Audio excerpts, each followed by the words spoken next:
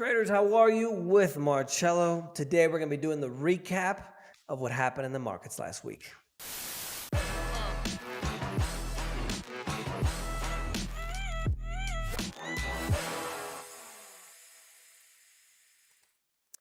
So overall this week we had a situation mainly that, Facebook stopped the world by going down, Instagram, WhatsApp as well. I know most of you guys in the United States don't use WhatsApp for messaging, use text messaging, but outside of the most important place in the world, everybody else mostly uses WhatsApp.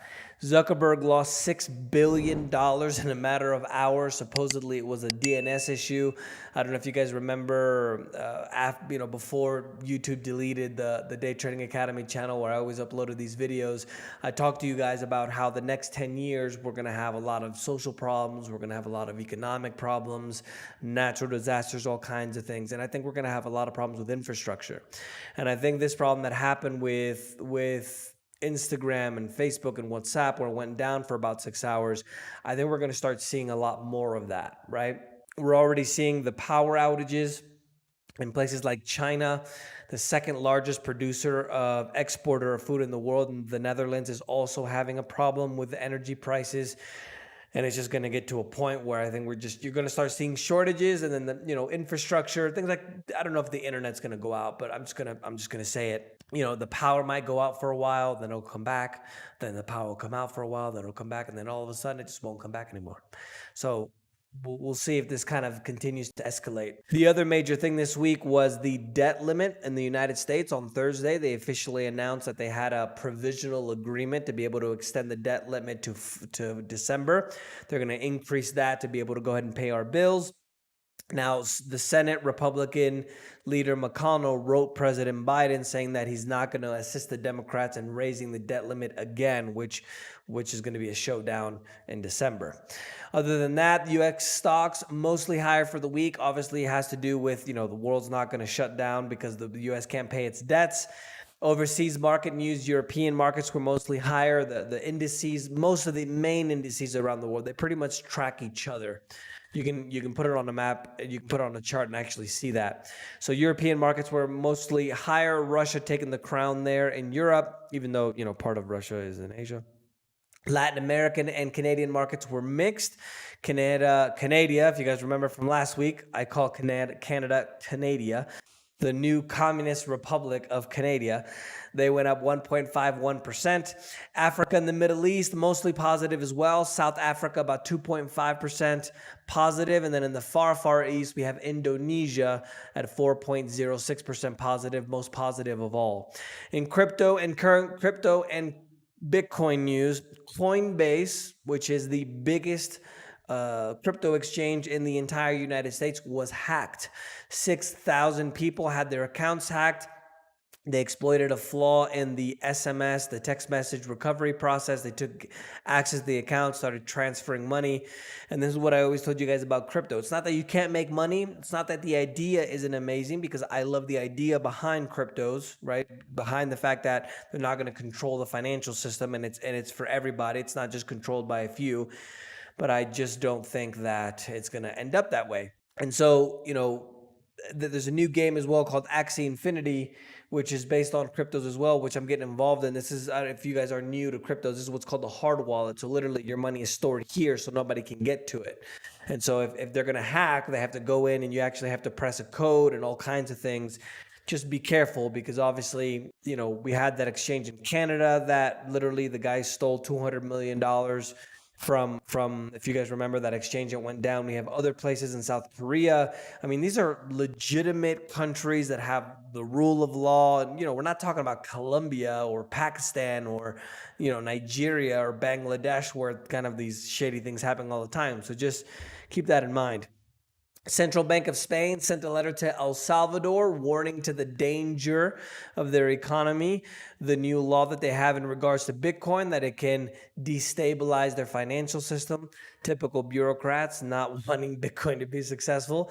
And then also the Fed, which is the central bank in the United States, is preparing a review to launch a review about a central bank digital currency that could render cash, and obviously that would render privacy obsolete. And this is what I always told you guys years ago that I thought was going to happen. You know, I kind of believe this conspiracy theory where the CIA, they never found the founder, right, of Bitcoin. So the CIA kind of created the system, they put it in to kind of work all the bugs out. And then at the end of the day, this was just literally a test to be able to launch all the government coins. And then once they launched the government coins, obviously, then we're all screwed because privacy is over. Other than that, Dogecoin had a great run, but now it's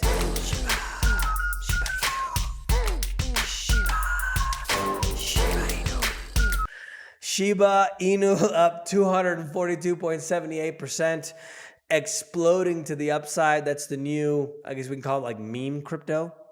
That exploded quite higher. Other than that, Bitcoin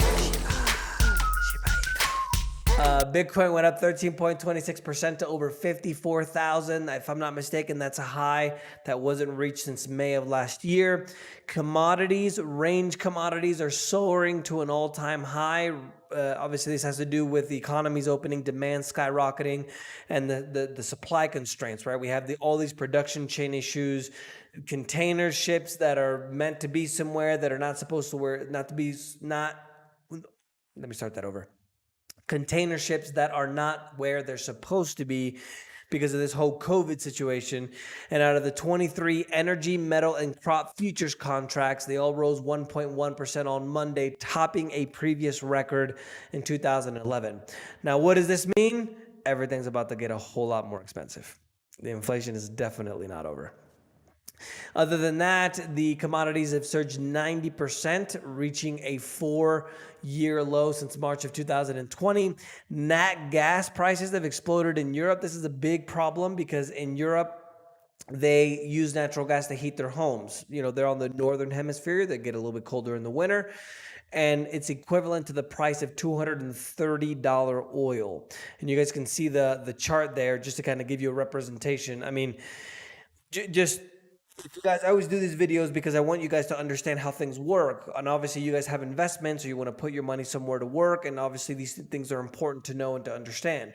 And so if you have a situation where the natural gas, everything is going up, meat is going up by 30%, food is going up by 30%, rents, even in the US, are going up 10, 20, 30%. You guys remember the report I gave you last week where Berlin was expropriating apartments, going back to their communism ways, from the largest real estate company in Europe to fix the rent controls because the rents in Berlin are exploding. So if they can't get... If all the commodities, which we consume, sugar, everything, energy, carbon, not carbon, coal, you know, everything is exploding, then everything is going to get a lot more expensive. If everything gets a lot more expensive, the consumer is not going to be able to use that extra money that they had before to use it to spend their money in the economy. And the majority of the economies around the world, especially industrialized economies, which is most economies outside of Africa, the consumer is the majority of the economy. In the United States, it's almost 70%, 70. So if the consumer isn't spending money, what does that mean? The economy isn't moving. What does that mean? We're walking into probably another depression or a recession. Other than that, U.S. crude went up 2.56% to 75.88. I just passed that whole depression remark, right? Like, oh yeah, we're just gonna walk into a depression. Like, well, let's see what's happening with oil. Other than that, international Brent went up 1.52% to 79.28. Precious metals, if you guys remember, I believe it was about 2 weeks ago, we had a little bit of a dip in the precious metals. I told you guys now was the time to buy. Not that I'm telling you to buy, right? This isn't financial advice or trading advice. You guys should do your own research to where to put your money. But we already had a great recovery. Gold for the week is down 0.22% to 1,758, where silver went up 0.48% to 2278. After 5 years ago, when they reported the Panama Papers, where all of the politicians and a lot of public officials, you know, do some shady stuff to not pay their taxes, now we have the Pandora Papers, 11.9 million records of over 330 politicians and public officials in 91 countries and territories, except the U.S. Not the U.S. No, we're not going to report those. We're going to keep those hidden. Putin's in there, all this stuff. Obviously, at the end of the day, the elites do whatever they want, and then you and I, the peons, are stuck paying the bill, right? That's why they always say, let's tax the rich. But the rich have the money to go ahead and figure out ways to not pay taxes. That's why they are rich. So who ends up paying all the taxes? The middle class. Outside of that, the U.S. debt ceiling, I mentioned to you guys that agreement was made, a provisional agreement until December. One of the ideas that they came up with was to create a $1 trillion platinum coin. Platinum is a precious metal like silver and gold, for example. And so they would put the $1 trillion coin at the reserve, at the Federal Reserve, which is the central bank in the United States, as an asset swap. And then that would result in an extra $1 trillion to be able to cover the extra spending bills that they want to submit into Congress. However, a lot of analysts and the Treasury Secretary said that it's just a financial gimmick, that they can't really do that. On Wednesday as well, New Zealand decided to go ahead and increase their interest rates for their central bank. They're combining. What's the right way to say this in English? I always do the videos in Spanish first, so I always get confused when I got to think in English. They're joining. That's the word. They're joining South Korea and Norway as the first countries to go ahead and increase their interest rates. And obviously this is important because the only tools that the monetary policy ruling people in the central bank have to be able to help the economy if we are in a recession, one of the things is interest rates, because they drop the interest rates, that moves consumption. Again, remember, the big part of the economy, and then obviously that helps the economy. Well, if a lot of these economies have 0% interest rates or negative interest rates, how are they going to help the economy recover? Other than that, in economic news, weekly jobless claims fell sharply last week after the enhanced unemployment for COVID expired. It was still below the analyst estimates. However, they added just 194,000 jobs in September, even though the expectation was 500,000. So even though it seems like things are moving, the numbers don't show that the economy is actually doing very well. In corporate news, UK biggest retailer Tesco, their shares went up 6% on Wednesday after they upgraded their outlook. Their profit went up 16%. And this is part of the reason, for example, why everybody is for the lockdowns, right? Because if companies are making more money, why wouldn't they want to continue the lockdowns? Moderna fell almost 9% on Wednesday after European Nordic countries suspended the use of their vaccine for young people. And a lot of investors are also worried about the COVID-19 pill, the little pill that Merck or Pfizer came out with. They eventually think that people will take the pill instead of taking the vaccine, which in turn would hurt the vaccine sales for Moderna. Trade news, skyrocketing. This is actually pretty interesting. Okay, this is what I was telling you guys about the energy prices, which is also affecting China.